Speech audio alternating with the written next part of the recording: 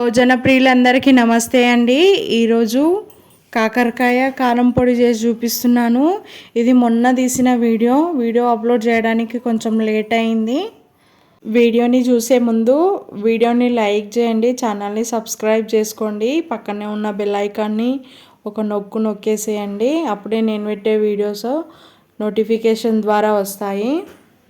నేను 1/2 kg కాకరకాయలను తీసుకున్నాను. వాటిపైన ఉన్న పొట్టుని తీసేసుకొని మనకు కావాల్సిన షేప్లా కట్ చేసుకొని ఉప్పు నీటిలో వేసి పక్కన పెట్టుకోవాలి. వేరొక బాండీ వేడైన తర్వాత 1 స్పూన్ పల్లీలు వేసుకొని వేయించుకోవాలి. అవి వేగిన తర్వాత 1 స్పూన్ ధనియాలు, 1 స్పూన్ జీలకర్ర కూడా వేసుకొని వేగనివ్వాలి. అవి కొంచెం వేగిన తర్వాత 1 స్పూన్ మినపప్పు, 1 స్పూన్ శనగపప్పు కూడా వేసుకొని దోరగా చిన్న మంట మీద వేయించుకోవాలి. స్టవ్ ఆఫ్ చేసే ముందు 1 స్పూన్ నువ్వులు కూడా వేసుకొని వాటిని వేగనివ్వాలి. ఈ కాకరకాయ ముక్కల్ని మంచిగా కడుక్కున్న తర్వాత 1/2 టీ స్పూన్ ఉప్పు, 1/2 టీ స్పూన్ పసుపు వేసుకొని మంచిగా ముక్కలకి పట్టేలాగా పిసుకుతూ కలుపుకొని అందులో ఉన్న వాటర్ అన్నీ పిండేసుకొని పక్కన పెట్టుకోవాలి. ఈ కాకరకాయ ముక్కల్ని డీప్ ఫ్రై చేసుకోవడానికి 1/2 కప్పు ఆయిల్ని వేడి చేసుకోవాలి. ఈ వేడైన ఆయిల్లో కాకరకాయ ముక్కల్ని వేసుకొని మంచిగా క్రిస్పీగా అయ్యేంత వరకు ఫ్రై చేసుకోవాలి. ఆయిల్ని ఎక్కువగా పోసుకోవద్దు, ఆయిల్ చేదెక్కుతుంది.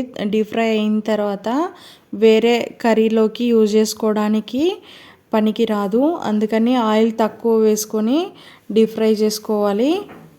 ఇలా చేసుకోవడం వల్ల చేదు అనేదే ఉండదు. చిన్నపిల్లలు కూడా చాలా ఈజీగా తినేస్తారు. తరచూ కాకరకాయ తీసుకోవడం వల్ల బీపీ, షుగర్ కంట్రోల్లో ఉంటుంది. హెల్త్కి చాలా మంచిది.